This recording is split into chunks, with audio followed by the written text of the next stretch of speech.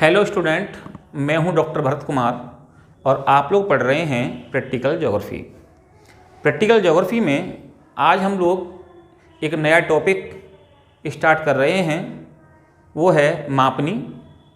और इस मापनी के अंतर्गत आज हम पढ़ेंगे कि मापनी की क्या परिभाषाएं होती हैं, मापनी का चयन हम कैसे करते हैं, मापनी की मुख्य रूप से क्या महत्व होता है और मापनी को व्यक्त करने की कौन कौन सी विधियां होती हैं।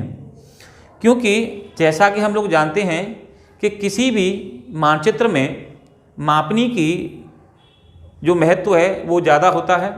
यदि किसी भी मानचित्र में यदि मापनी नहीं दी गई है तो वह मानचित्र नहीं, केवल वह रेखा चित्र कहलाता है। इसीलिए मापनी का मानचित्र में होना बहुत ज़रूरी है। और मापनी जो बनाई जाती हैं वो कई प्रकार की होती हैं, तो उन्हें आज हम लोग विस्तार से समझेंगे। तो सबसे पहले हम लोग जानते हैं कि मापनी की परिभाषा क्या होती है। जैसा कि हम लोग जानते हैं कि मापनी मानचित्र पर और धरातल पर जो स्थान होते हैं उन दोनों के मध्य जो संबंध होता है या जो अनुपात होता है उसे हम लोग मापनी कहते हैं। या मापनी की सीधी परिभाषा होती है मानचित्र पर दो स्थानों के बीच की दूरी और धरातल पर उन्हीं दो स्थानों के बीच की दूरी के अनुपात को मापक कहते हैं या पैमाना कहते हैं।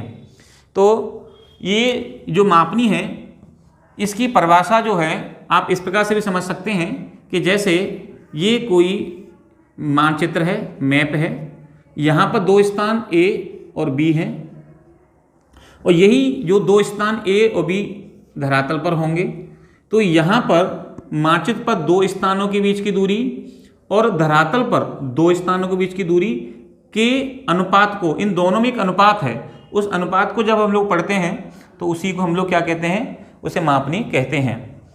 इसी में मापनी का महत्व क्या है, तो मापनी के महत्व के बारे में हम लोग जानते हैं कि मापनी का बहुत ही महत्व होता है। जैसा कि हम लोग जानते हैं कि हमारी पृथ्वी आकार में बहुत बड़ी है और हम जिस पृथ्वी को किसी कागज़ पर प्रदर्शित करते हैं उसका आकार बहुत छोटा होता है।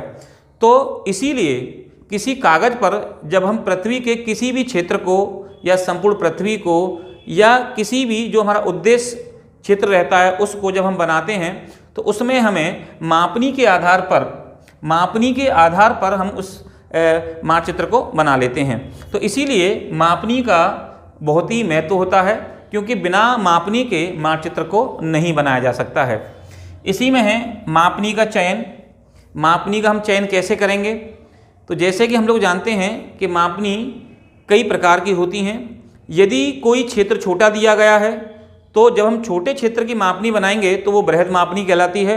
और यदि क्षेत्र बड़ा है, जैसे हम लोग किसी भी एक देश की, महाद्वीप की या पूरे विश्व का अगर कोई नक्शा है और उस पर अगर हम लोग मापनी बनानी है तो वो लघु मापनी कहलाती हैं। यानी कि जो छोटा क्षेत्र है, चाहे वो 1 वर्ग किलोमीटर का है, चाहे वो 10 वर्ग किलोमीटर का है, तो छोटे क्षेत्र के लिए हम लोग जो मापनी तैयार करते हैं वो बृहद मापनी होती हैं और बड़े क्षेत्र के लिए जो मापनी तैयार की जाती हैं उन्हें लघु मापनी कहा जाता है। तो इस प्रकार से ये जो मापनियाँ होती हैं उनको हम लोग पढ़ते हैं। इसी में अगला है मापनी व्यक्त करने की विधियाँ, यानी कि जो मापनी हम लोग बनाते हैं वो कैसे बना सकते हैं या कितने प्रकार से बन सकती है। तो मापनी को व्यक्त करने की मुख्य रूप से 3 विधियां हैं। उनमें पहली है कथनात्मक विधि, इसको स्टेटमेंट मेथड्स कहते हैं। एक होती है निरूपक भिन्न विधि, RF मेथड कहते हैं इसे, और एक होती है आलेखीय विधि। तो हम तीनों को समझते हैं। पहला है कथनात्मक विधि। ये क्या होती है, मान लें कि ये कोई नक्शा है, ये कोई मानचित्र है और ये किसी भी स्थान का मानचित्र है और यहाँ पर कुछ सड़कें बनी हुई हैं, अलग अलग एरिया है। ये मान के चलें कि ये यहाँ पर B पॉइंट है और ये A पॉइंट है और ये आपके हाथ में एक नक्शा है। मान के चलो कि आप आगरा में ही हैं और आपके पास एक नक्शा है और आप A बिंदु पर खड़े हैं और आपको B जाना है।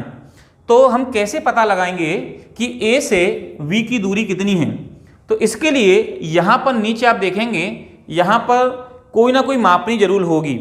अब वो मापनी क्या हो सकती है, मापनी में देखेंगे तो वो कथनात्मक विधि की मापनी हो सकती है निरूपक भिन्न विधि हो सकती है या यहाँ पर आलेखी मापनी हो सकती है। तो पहले हम कथनात्मक विधि समझेंगे। अब जैसे मान के चलो कि यहाँ लिखा हुआ है 1 सेंटीमीटर बराबर 1 किलोमीटर, ये नीचे दिया गया है, यहाँ पे इसका जो स्केल है वो नीचे लिखा हुआ है 1 सेंटीमीटर बराबर 1 किलोमीटर। तो हम क्या करेंगे कि यहाँ A से लेकर के और B तक की दूरी को मापेंगे।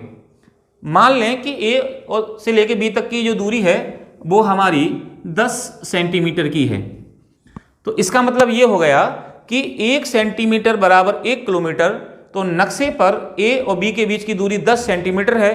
तो आप A से B को जब बिंदु देख रहे होंगे वहाँ तक की जो कुल दूरी होगी धरातल पर वो होगी 10 किलोमीटर। तो जब कोई मानचित्र पर केवल लिखा रहता है उसे कथनात्मक विधि मानचित्र कहते हैं। हो सकता है कि आप ऐसे भी एक एग्जाम्पल समझ सकते हैं कि यहाँ पर 1 सेंटीमीटर ना लिख करके यहाँ पर 1 इंच बराबर 1 मील दिया गया है। तो अब हम देखेंगे कि A और B के बीच की दूरी कितनी है। तो यदि A और B के बीच की दूरी मान लें कि 6 इंच है तो ये धरातल पर A से B की दूरी जो है वो 6 मील होगी।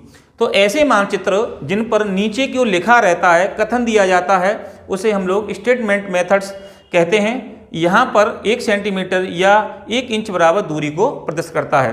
तो ये पहली है कथनात्मक विधि। इसी में देखेंगे आप लोग जो दूसरी विधि होती है उसे हम लोग कहते हैं निरूपक भिन्न विधि। इसको RF मेथड भी कहते हैं। यहाँ पे क्या होता है, मान लें कि ये एक आपके पास नक्शा है और आप यहाँ A बिंदु पर खड़े हैं और आपको A से मान के चलें कि यहाँ B पर जाना है। तो आप देखेंगे कि निरूपक भिन्न विधि में स्टेटमेंट नहीं दिया जाता है, केवल एक आपको भिन्न दी जाएगी या RF दिया जाएगा। जैसे यहाँ लिखा हुआ है 1:1,00,000, तो ये केवल यहाँ पे RF या प्रतिशत भिन्न दिया जाता है। तो यदि इस नक्शे के नीचे लिखा हुआ है 1:1,00,000 तो हमें इससे ही इसको काउंट करना पड़ेगा। जैसा कि हम लोग जानते हैं कि 1 किलोमीटर में 1,00,000 सेंटीमीटर होते हैं। तो यहाँ लिखा हुआ है यहाँ पे 1:1,00,000, यानी कि ये अंश है, ये हर है। ये अंश जो होता है एक हमेशा एक रहता है, ये मानचित्र की दूरी को दिखाता है। ये जो हर होता है वो धरातल की दूरी को दिखाता है। तो ये जो अंश जो होता है वो 1 दिया गया है और अनुपात में 1,00,000 दिया गया है। यानी कि जैसा कि हम लोग जानते हैं कि 1 सेंटीमीटर बराबर यहाँ 1,00,000 सेंटीमीटर होते हैं, यह दिया गया है। यदि आप इसको किलोमीटर में चेंज करेंगे तो यहाँ लिखना होगा हमें 1 सेंटीमीटर बराबर 1,00,000 बट्टे, क्योंकि 1 किलोमीटर में 1,00,000 सेंटीमीटर होते हैं इसलिए हमें 1,00,000 नीचे लिखना पड़ेगा और इसको से भाग देंगे तो जाएगा 1 किलोमीटर। यानी कि ये जो आप प्रतिशत भिन्न देख रहे हैं इसका भी मतलब यही हुआ कि 1 सेंटीमीटर बराबर 1 किलोमीटर। तो यहाँ पर जो भिन्न दी जाती है उसके आधार पर हमें इसको निकालना पड़ता है। आलेखी विधि में क्या होता है कि एक RF दिया जाता है, उस RF को हल करने के बाद में हमें एक आलेख बनाना पड़ता है और उस आलेख के बाद में जैसे मान के चलें कि एक भिन्न दी गई है 1:63,360 और आपसे कहा जाता है कि इसकी आलेखी विधि बनाइए। तो जैसा हम जानते हैं कि एक जो है ये इंच है। अब आप इसमें भी अगर आप कंफ्यूज हो रहे हैं कि ये 1 इंच है या सेंटीमीटर कैसे पहचानेंगे, तो आपको सबसे पहले MKS और PIS पद्धति याद करनी पड़ेंगी। इंच किस में आता है, इंच ये शब्द इंच है या सेंटीमीटर ये हम पहचानेंगे कैसे। तो अगर आप फिट शब्द दिया गया है, मील दिया गया है, गज दिया गया है, फलनांक दिया गया है, अगर ये शब्द कहीं आ रहे हैं या आपको संख्या डायरेक्ट दिख रही है तो ये पहला अक्षर इंच होगा। यदि ये बाद की संख्या राउंड फिगर में आ रही है या वहाँ लिखा हुआ है कि kilometre, hectometre, decametre, decimetre, metre, centimetre, millimetre, तो ये पहला अक्षर सेंटीमीटर होगा। तो जैसा कि हम लोग देख रहे हैं कि ये 63,360 ये इंच है। क्यों? क्योंकि 1 मील में 63,360 इंच होते हैं। तो हमें पता है कि 1 इंच ये मानचित्र की दूरी है और 63,360 ये धरातल की दूरी है। तो एक मील में भी 63,360 इंच ही होते हैं, इसको भाग देंगे तो आएगा 1 मील, यानी कि 1 इंच बराबर 1 मील। तो 1 इंच की दूरी 1 मील को प्रदर्शित करती है। जब हम लोग आलेख बनाते हैं तो कम से कम 6 इंच लेते हैं, तो यहाँ हम लिखना पड़ता है 1 इंच बराबर 1 मील, इसलिए 6 इंच बराबर 6 मील, यानी कि 6 मील। ये 6 इंच हम अपनी तरफ से मानते हैं। फिर हमें क्या करना पड़ता है, एक 6 इंच की दूरी लेते हैं और उसको 6 1-1 इंचों के भागों में उसको बांट लेते हैं, और इसको भागों में बांटने के बाद में फिर यहाँ नंबरिंग करते हैं, यहाँ 0 1 2 3 4 5, यहाँ मील, और मील से छोटा होता है फरलांग। तो 1 मील में 8 फरलांग होते हैं, तो यहाँ 4 8 यहाँ फरलांग लिख लेते हैं, और यहाँ लिखते हैं 1:63,360। ये साधारण मापनी है।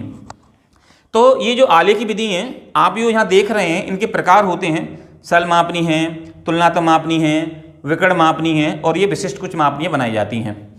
अब ये जो अभी आपने देखी ये सल मापनी है, ये आलेखी का ही प्रकार है। तुलनात्मक मापनी के भी कई प्रकार होते हैं, समय मापनी है, परिक्रमण मापनी बनाई जाती है, इसी से विभिन्न मात्रकों के लिए भी मापनियाँ बनाई जाती हैं। ऐसे ही विशिष्ट मापनियाँ बनाई जाती हैं, उनमें वर्नियर है, वर्गमूल मापनियाँ हैं, घनमूल है, या ढाल प्रवणता मापनी है। तो ये इस प्रकार से आलेखी मापनी बनाई जाती हैं। ये जो जितनी भी आप मापनी देख रहे हैं, सल मापनी, तुलनात्मक मापनी, विकर्ण मापनी, ये कुछ विशिष्ट मापनियों में खास करके वर्नियर मापनी, ये सारी की सारी मापनी आपको मेरे इसी चैनल पर यूट्यूब पर मिल जाएंगी। आपको प्लेलिस्ट में जब आप मापनी स्केल वाला प्लेलिस्ट देखेंगे तो वहाँ सारी मापनियों के लगभग 2-2 एग्जाम्पल सबके हैं। तो आज के लिए बस इतना ही। Thank you.